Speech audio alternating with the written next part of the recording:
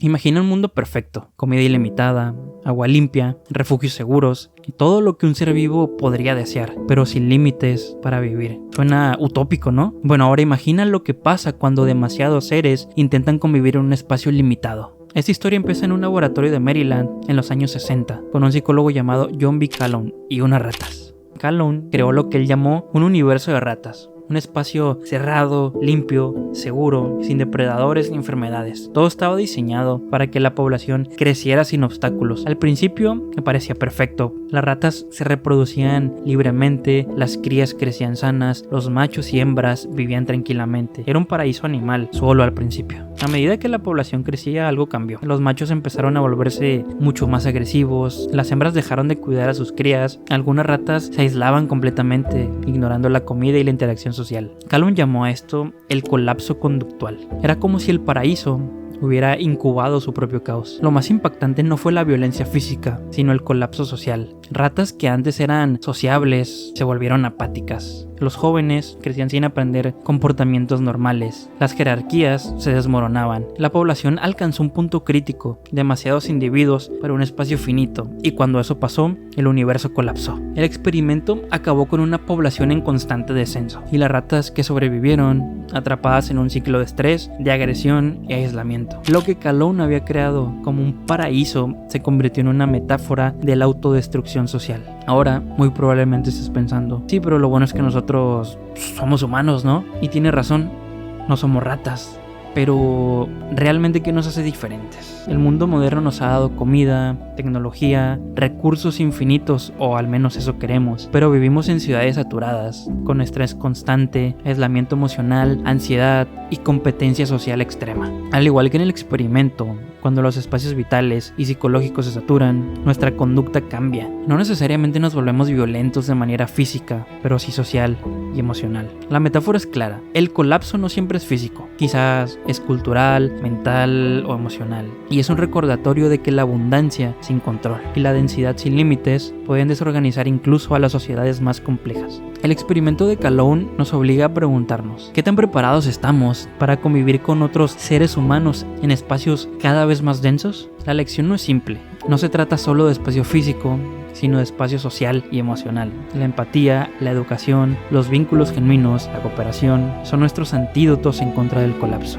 Las ratas colapsaron porque carecían de estructuras sociales resilientes. Nosotros podemos aprender de eso, pero solo si entendemos que la abundancia material no reemplaza la abundancia emocional, la comprensión y la solidaridad. El universo de las ratas no es solo un experimento con animales, es un espejo inquietante. Nos muestra que, incluso en la perfección material, la vida se puede desmoronar si descuidamos lo que realmente nos hace humanos: la conexión, la cooperación y el cuidado mutuo.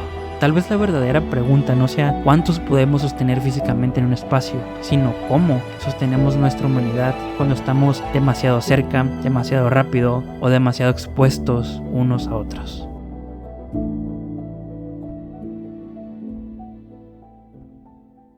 Years ago, we found Dr. John Calhoun knee-deep in mice in the mouse heaven he designed for the National Institute of Mental Health Animal Center near Washington. Dr. Calhoun wanted to find out what would happen to a mouse colony given everything mice need except living space. The result was chilling. 2.5 years ago, more than 2,000 mice were packed into Mouse City.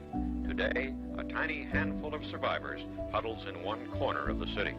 Dr. Calhoun explains what the overcrowding did to Mouse City's inhabitants. The last 1,000 animals born never learned to develop the social behaviors. They never learned to be aggressive, which is necessary in defense of home site. They never learned to court. There was no mating. Being no mating, there were no progeny. And the older animals, whose behavior was already becoming disrupted, they eventually reached an age too old to reproduce.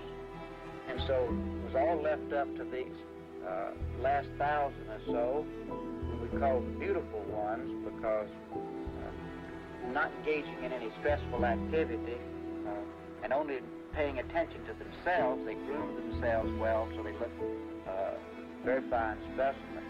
But from that point on, which was about the time that you were here 2.5 years ago, is reproduction totally ceased, and the animals have just aged and died. At least one human group, the Eden tribe, discovered in Africa by Dr. Colin Turnbull, has gone through a similar terrible process, according to Dr. Calhoun.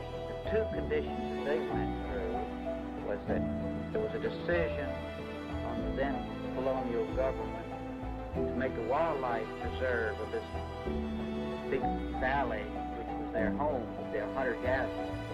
They were moved up on the mountainside and gathered together in much higher density instead of being spread out in small groups. They were all placed in one place, and also required to engage in an entirely different way of life, in which their social roles, everything they learned how to do had no meaning. Under those conditions, the social behavior broke down entirely. They began living. They still lived together, but their activities were just directed towards themselves. Everything you would think that's human disappeared.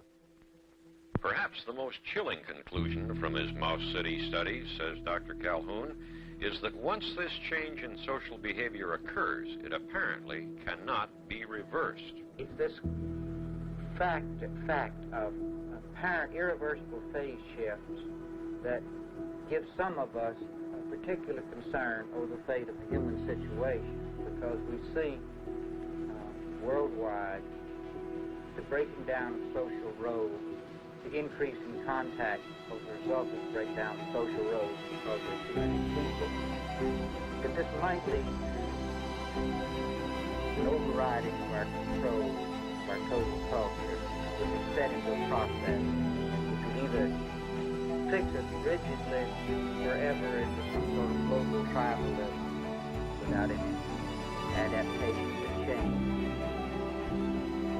or this would result perhaps eventually some decline, very much like we've seen here. That's postponed.